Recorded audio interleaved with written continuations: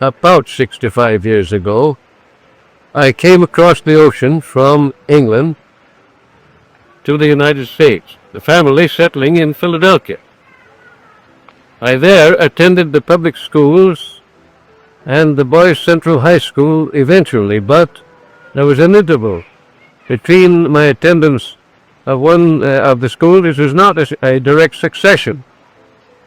I was forced out of school at 11 to stay out 2 years because the entrance age of the Boys Central High School was 13, and I was only 11. So the problem was what to do with me during the 2 extra years. Well, some of the advisors said, keep him away from books and let him develop physically. I said, if you do that, you might as well kill me now, because I got to have my book. So they modified the decision into saying, well, you can have them, all right. So I got hold of a book which was called The Magician's Own Book, a book telling of puzzles and tricks and all kinds of little things, chemistry experiments, electrical experiments.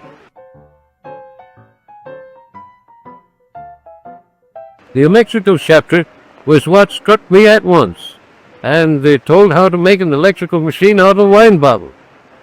And I immediately set to work, and the maids just set the machine and started it in operation. And I got my first view of electric sparks from that machine, my first knowledge of electricity from that machine. And I made a whole lot of apparatus which it recommended to be made, like Leyden jars and little things of attraction and repulsion, dancing figures and so on, and I had that whole equipment, along with a stool which was made by bottles and the board for making an insulated stool in order to insulate the person that wanted to be charged and recharged it. With an arrangement of this kind, my father rather pooh-poohed the magnitude of my efforts, and I thought I had to get even with him somehow, so I made a battery of 5 jars and put them into operation and asked him to take the shock. I never heard after he took that shock any more derogatory remarks about my apparatus.